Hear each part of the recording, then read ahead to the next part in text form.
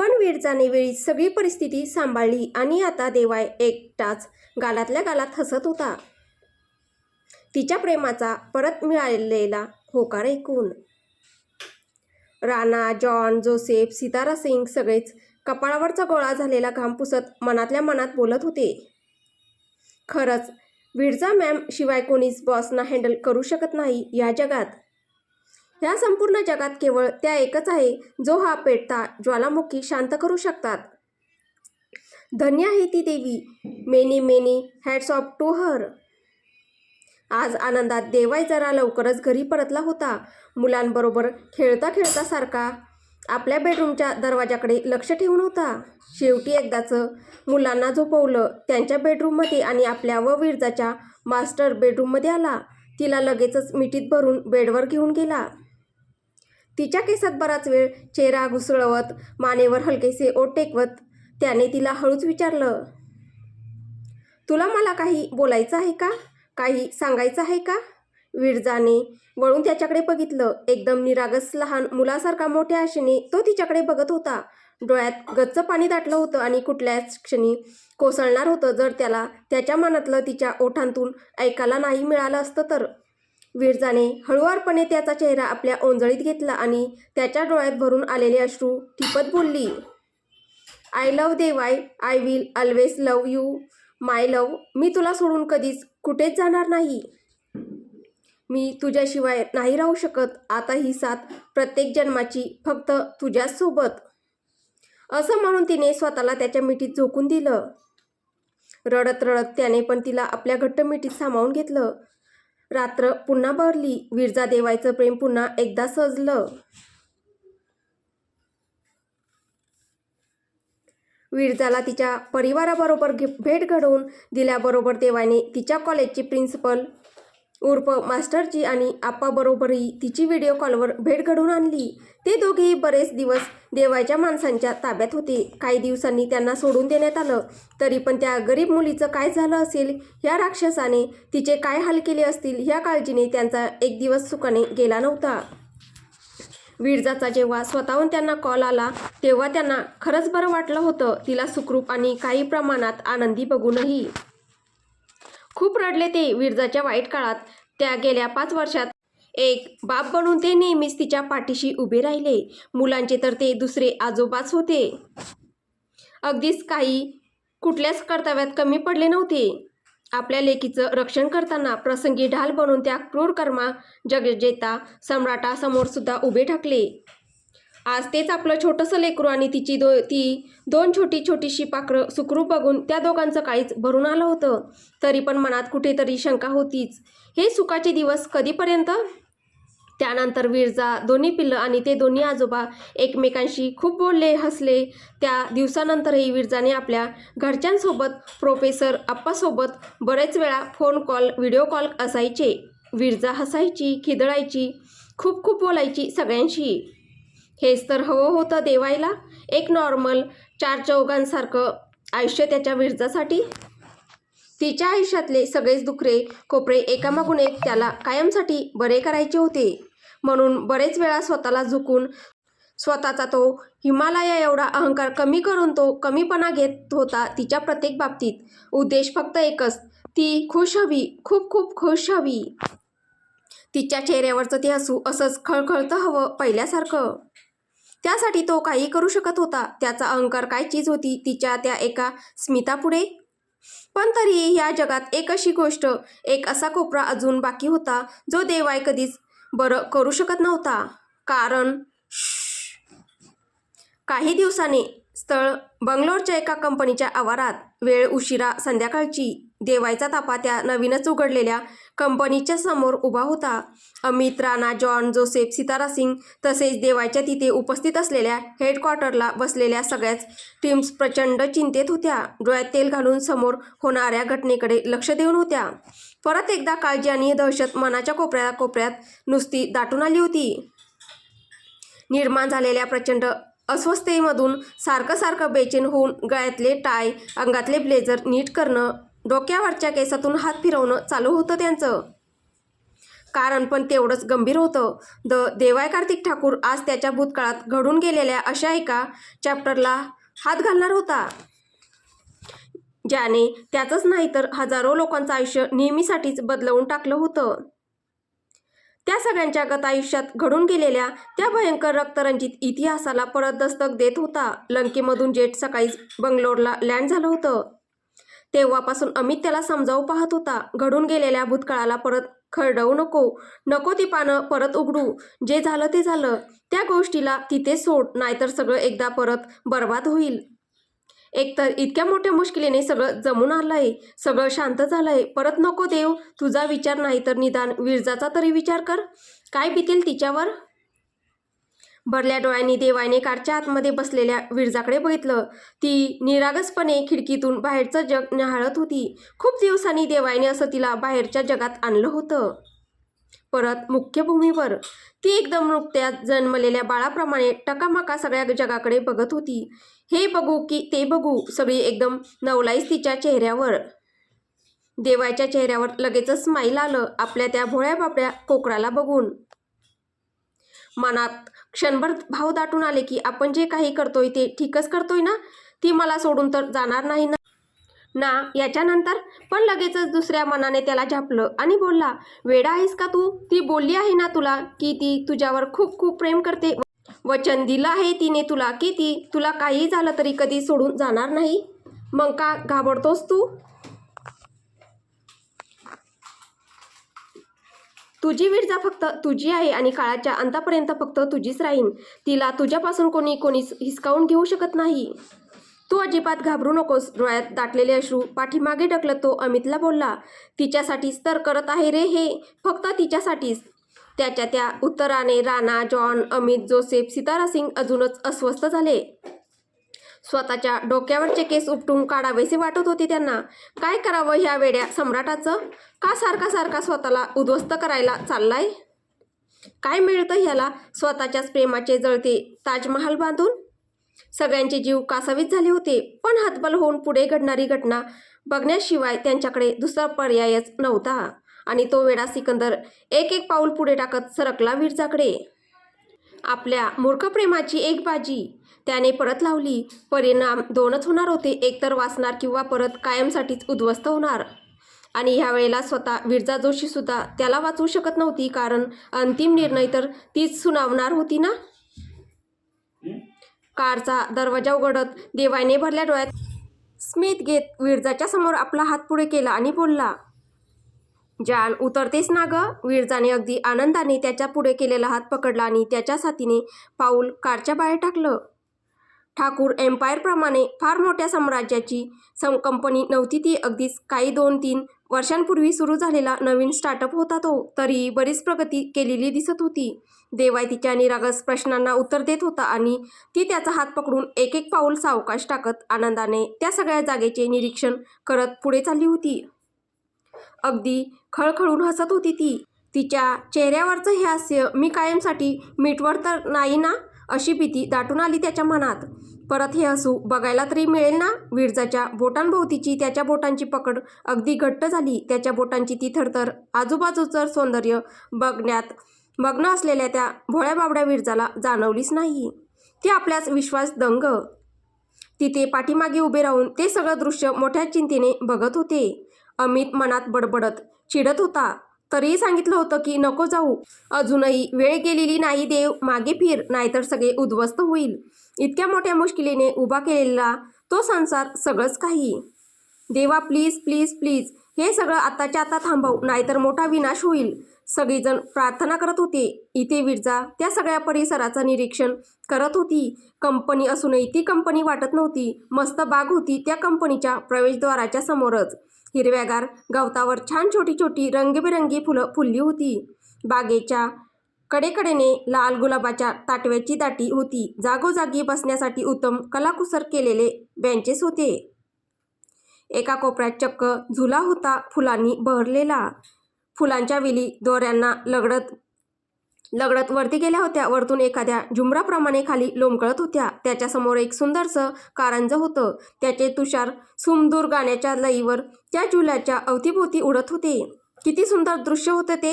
विरजाला तर आता असं पळत जावंसं वाटत होतं आणि त्या झुल्यावर बसून त्या कारंज्यापर्यंत झोका घ्यावासा वाटत होता. मस्त आकाशी उडत उडत जावं त्या झोक्यासंगे अंगावर पाण्याचे तुषार झिलीत एकदम भिजून जावं त्या रंगीबेरंगी रंगात. पण तिने स्वतःला अडवलं. अशी कशी जाऊ शकत होती ती? आता ती एका सम्राटाची पत्नी होती असं मूर्खासारखं अल्लड वागणं तिला शोभून तरी दिसत होतं का? कॉलेज कुमारीप्रमाणे वागायचं तिचं वय खरंच राहिलं होतं का? बेधुंद मनाला दटावर तिने आवर घातला. पण तरीही तिच्या भोळ्या डोळ्यांनी देवाईकडे आर्जव केलीच. हा असा झोका, हे असं कारंज आणि गुलाबाचे ताटवे आपल्या अंगणात सुद्धा. देवायचं काहीच गलबलून गेलं. तिला ते आवडलं म्हणून त्याच्या हाताची पकड तिच्या हातांवर घट्ट होतच चालली होती.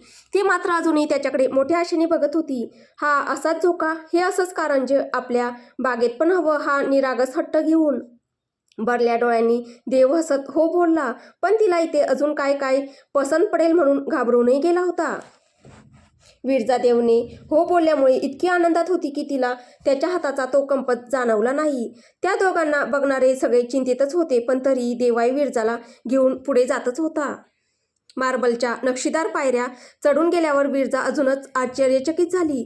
रिसेप्शनच्या बाजूलाच एक काउंटर होते कॅडबरी आणि केकचं, आणि समोरच पाणीपुरीचं स्टॉल. तिला आपलं खदखदून हसणं थांबवताच आलं नाही. ही वेड्यासारखी कंपनी कोणी बांधली आहे? ही कंपनी अशाने चालेल तरी काय? असं चक्रम डोकं कोणाचं? याच्या मालकाला तर आता भेटलंच पाहिजे.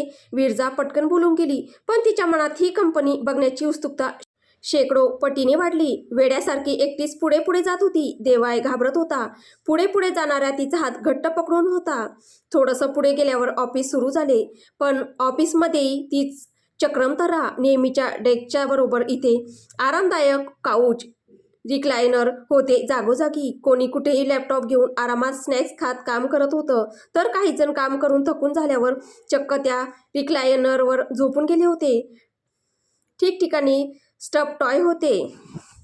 भिंतीवर कार्टूनचे पिक्चर होते, तर काही ठिकाणी भिंतीवर मारायचे डार्ट आणि मिनी बास्केटबॉलच्या जाळ्याही दिसत होत्या. सगळं कसं एकदम भन्नाट आणि अफलातून होतं, जसं कधी काळी इमॅजिन केलं होतं तिने आणि तिच्या लाडक्या करणने.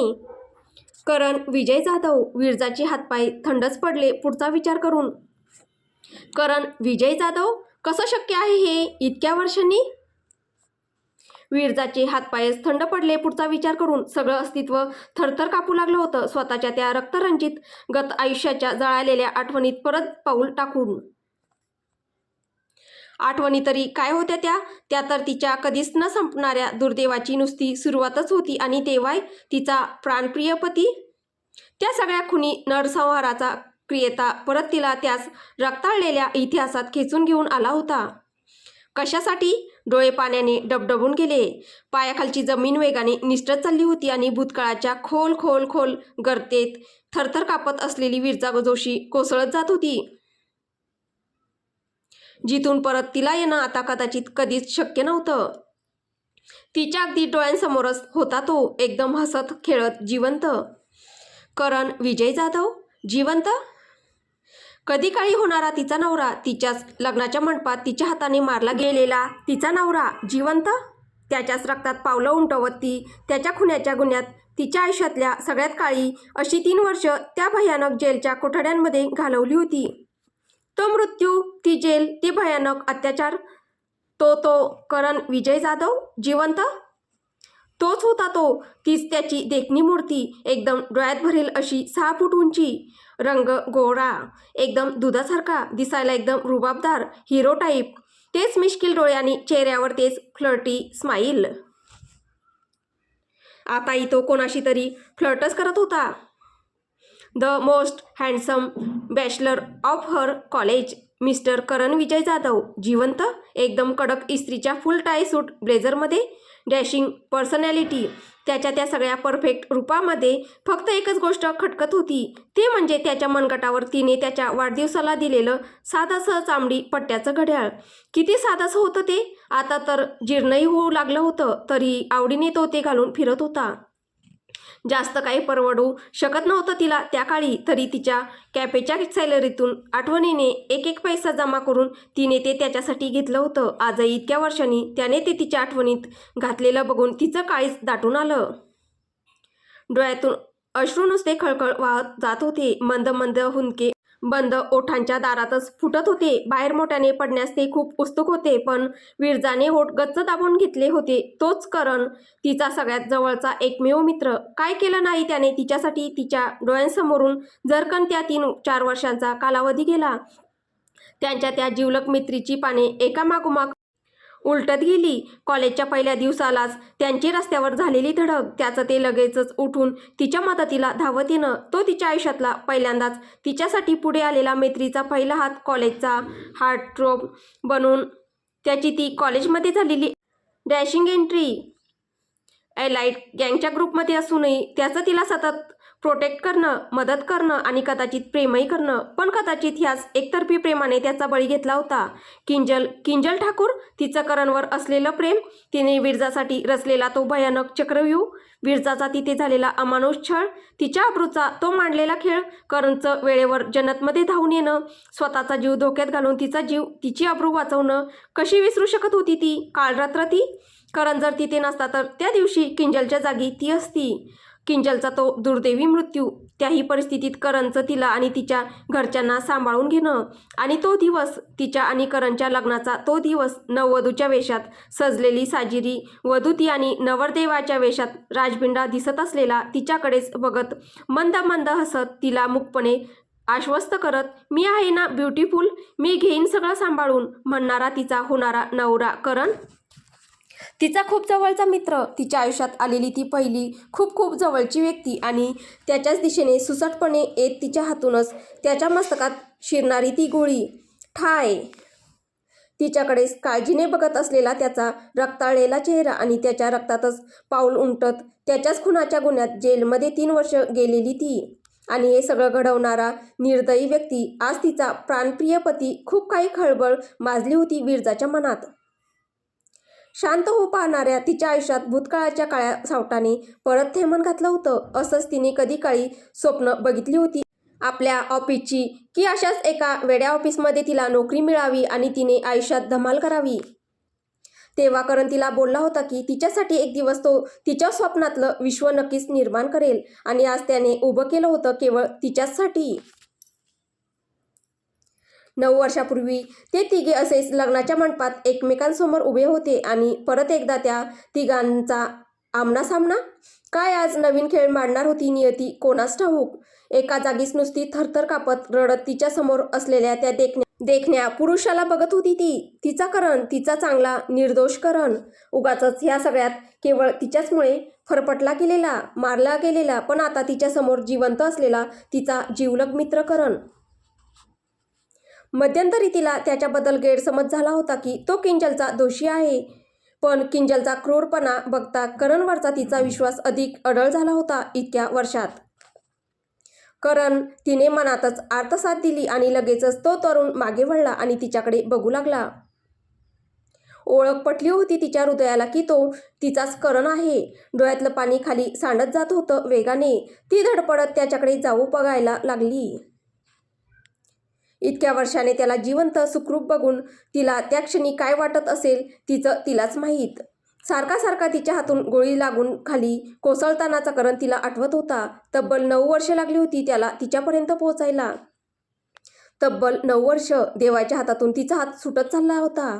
त्याने परत पकडण्याचा प्रयत्न केला, तर नकळत विरजाने तो तिरस्काराने ओढून घेतला. त्याचं काळीज तिथेच 1000 तुकड्यात परत विखुरलं गेलं.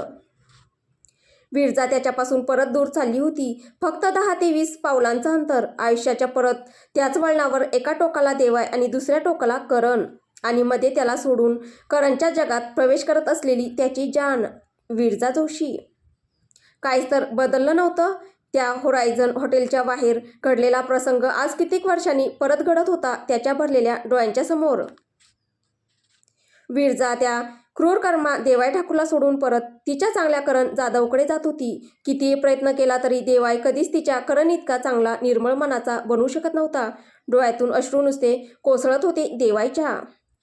काळीज तिळतिळ तुटत चाललं होतं त्याच्या विरजाला परत तिच्या करणकडे जाताना बघून. ते ऑफिस करणने खास विरजासाठीच बनवलं होतं, तिच्या आणि त्याच्या त्या वेड्या स्वप्नाची आठवण बनून. खूप आधीच समजून चुकला होता देवाय, नाहीतर इतकं असं विचित्र ऑफिस कोण बांधणार.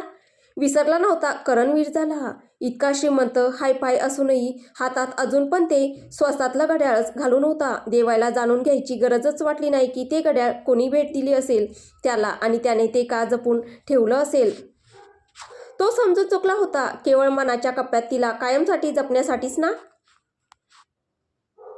देवाय आपल्या रिकाम्या हातांच्या तळव्यांकडे बघत होता. दोन्ही खाली होते नेहमीप्रमाणे. विरजाने तिची निवड केली होती. विरजा करणजवळ येऊन 2 पावलांवरच थबकली आणि तिच्याकडे अनोळखी चेहऱ्याने बघत असलेल्या त्या हँडसम तरुणाला बघत बसली. हा माझ्याकडे प्रश्नार्थक चेहऱ्याने का बघत आहे? एकदम ओळखतच नसल्यासारखा. विरजाचं काहीच भीतीने दाटून गेलं. ती व्याकुळ होऊन रडत करणला बोलली, करण, मी विरजा जोशी, तुझी विरजा, तुझी खूप जवळची मैत्रीण विरजा. पण पुढे ती काही बोलू शकलीच नाही, कारण तिला स्वतःला चांगलंच माहीत होतं की ती त्याची किती चांगली मैत्रीण होती ते. त्यांच्या ह्या चांगल्या मैत्रीने तर त्याचा बळी घेतला होता. पुढे हिंमतच झाली नाही तिची. ती तशीच भरल्या डोळ्यांनी तिच्यापुढे असलेल्या करणकडे बघू लागली. तो तरुण आश्चर्याने एकदा समोर उभ्या असलेल्या तरुण मुलीकडे आणि तिच्या मागे काहीच पावलांवर असलेल्या तिच्या त्या सुपर हँडसम, सुपररिच, ताकदवर पती मिस्टर ठाकूरांकडे बघू लागला. त्याला कळले नाही की समोर रडत असलेल्या मुलीला काय बोलावं, ते पण तिच्याबरोबर तिचा पती असताना, आणि ते पण देवाय कार्तिक ठाकूरसारखा शक्तिशाली सम्राट असताना. विरजाला काहीच न बोलता तो तरुण देवायकडे वळला आणि त्याला अभिवादन केले. Hello mister Thakur, good evening, कसे आहात? तुम्हाला इथे येताना काही त्रास तर झाला नाही ना? सर, विरजाकडे इशारा करत आणि ह्या विरजाने करणला त्या क्रूर निर्दयी देवाय ठाकूरकडे पावलं टाकताना बघितलं आणि थरकापून गेली ती. पटकन तिने हाताने त्याचं शर्ट गच्च पकडून करणला त्या राक्षसाकडे जाण्यापासून रोखलं. तो क्रूर कर्मा परत करणला इजा करेल ही दाट भीती मनात. तो तरुण एकदा तिच्या चेहऱ्याकडे आश्चर्याने बघत होता, तर तिने त्याच्या घट्ट पकडलेल्या हातांकडे. तिची त्याच्या हातांवरची थरथरणारी बोटं अधिकच घट्ट होत चालली होती आणि विरजाने करणचा हात पकडल्याने देवाय नुसता आतमधून कोसळत जात होता. त्याची विरजा, केवळ फक्त त्याचीच विरजा, त्याची पत्नी आज कोणा दुसऱ्याचा हात पकडून उभी होती त्याच्याच डोळ्यांच्या समोर. कोणा दुसऱ्याचा नाही, तिच्याच कधी काळी होणाऱ्या नवऱ्याचा, तिच्या सगळ्यात जवळच्या मित्राचा. इतकी वर्ष झाली तरी विसरली नव्हती त्याला की त्याच्याबद्दलचं ते वाटणं कमी झालं नव्हतं. काळजात नुसतं थैमान माजलं होतं देवायच्या. क्षणाच्या 1000 कणात तो विखुरला जात होता आणि त्याच्या हृदयावर होणारे सपासप वार करणं विरजा थांबवतच नव्हती. अगं मेलाय तुझ्यासाठी तो कितीतरी वेळा. त्याला अजून मारू नकोस. खरंच तुटून जाईल, मरून जाईल. मग शोधूनही सापडणार नाही हा जालिम राक्षस तुला कधी. दूर निघून जाईल तुझ्यापासून कायमचा. असं करू नकोस विरजा. मान्य आहे तुझा करण खूप खूप चांगला आहे, पण हा जो राक्षस तुझ्याजवळ उभा आहे ना, तोही इतका वाईट नाही ग मनाने. तुझ्या करण इतका चांगला नसेल, पण प्रेम त्याच्या किंवा जगात असलेल्या कोणापेक्षाही जास्त अफाट पटीने करतो तुझ्यावर. देवाय कार्तिक ठाकूरच्या त्या वेड्या प्रेमाची तुलना कधीच कुठल्या गोष्टीसाठी होणे शक्यच नाही. आणि ते अफाट प्रेम केवळ तुझ्यावर आहे विरजा जोशी, केवळ तुझ्यावर. परत तोच मूर्खपणा करून त्याचं प्रेमाने भरलेलं हृदय लाथाडून जाऊ नकोस. आपल्या हृदयात माजलेली ती हजारो रक्तबंबाळ वादळे उराशी बाळगीत इतक्या परिस्थितीतही स्वतःला खूपच शांत करत देवाय ठाकूर विरजाच्या जवळ आला आणि एका हाताने तिला आपल्याजवळ घट्ट घेत बोलला, मिसेस विरजा देवाय ठाकूर, माय वेडेड बिलॉड वाईफ, माझी प्रिय बायको. तसा विरजाचा करणचा पकडलेला हात सुटला. एक मोठा झटका बसला तिला. ती भूतकाळापासून परत वर्तमान काळात आली, पण तिच्या जीवाची थरथर काही कमी होईना. उलट ती वाढतच चालली होती. तिने देवाय समोरच करणचा हात पकडला. आता काय होईल? काय करेल देवाय करणचं? तिचं एखाद्या वादळात हेलकावे खात असलेल्या वेलीप्रमाणे ती देवायच्या बाहूत पुढे मागे हेलकावे खात होती आणि देवायची तिच्यावरची पकड तिला जाणवण्या इतपत घट्ट होती. माहीत होतं तो किती पॉझिटिव्ह आहे तिच्याबद्दल, किती राग करतो जगाचा, ज्यांनी त्या दोघांना वेगळं केलं. अगदी तिला स्पर्शून गेलेला वाराही त्याला सहन होत नसे आणि अशा या अतिशय पॉझिटिव्ह माणसाच्या डोळ्यांच्या देखत तिने स्वतःच त्याचा हात सोडून करणचा हात पकडला होता. तिच्या आधीच्या होणाऱ्या नवऱ्याकडे गेली होती. त्याची पत्नी असून, त्याच्या मुलांची आई असून असं कसं घडलं होतं तिच्याकडून? ती एकाच वेळी भयभीत आणि रडवेली झाली होती. करण आणि देवायला एकाच ठिकाणी इतक्या जवळ बघून काय होईल आता? भीतीने विरजाचा जीव जात होता. Hello Mrs Thakur. करणने हात पुढे केला. विरजा अजूनच घाबरून गेली त्याचा पुढे आलेला हात बघून.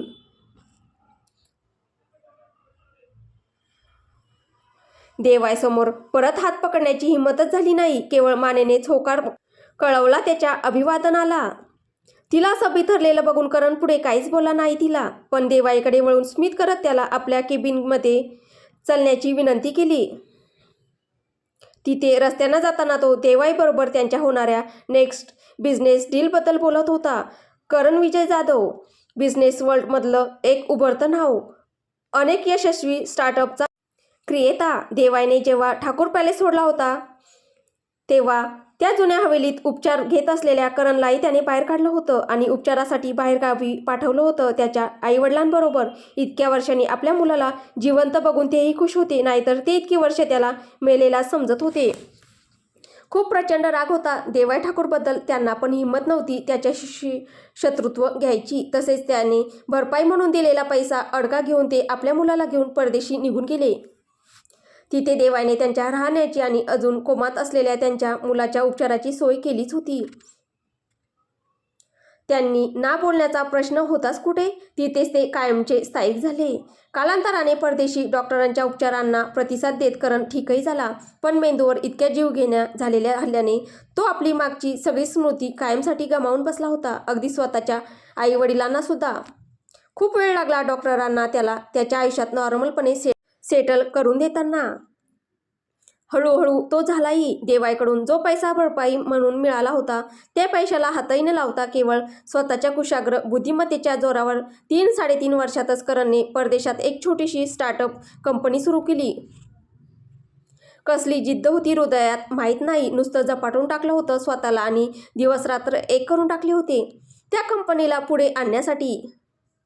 ती कंपनी काही कालावधीतच यशस्वी झालीही. पण तिथेच न थांबता एकामागून एक वेड्यासारखा स्टार्टअप काढतच गेला. यशस्वी होत गेला. सगळं चांगलं चाललं होतं तर गेल्या काही महिन्यांपूर्वी सगळं विकून भारतात परत आला आणि 2 महिन्याच्या अंतरातच देवाईच्या द सिकंदर या बिझनेस एम्पायरला बिझनेस डीलसाठी कॉन्टॅक्ट केलं. देवाईची माणसं इतकी वर्ष त्याच्यावर लांबूनच लक्ष ठेवून होती. त्याच्या प्रत्येक हालचालीची खबर देवाईच्या इंटेलिजन्स टीमला वेळेवर पोहोचत होती. पण जेव्हा करण भारतात आला त्याने भारतात कंपनी स्थापन करून चक्क देवाईच्याच कंपनीला डीलसाठी स्वतःहून कॉन्टॅक्ट केला. तेव्हा ते सगळेच्या सगळेच चक्रावून गेले होते की आता काय होणार. ही आता अजून कुठली नवीन खेळी. पण सगळ्यात मोठा धक्का तर त्यांना तेव्हा बसला जेव्हा द देवाई कार्तिक ठाकूरने ही ऑफर स्वीकारलीही. आणि आज 3 महिन्यांनी ही डील फायनल करायला तो आपल्या लाडक्या बायकोसकट इथे आला होता.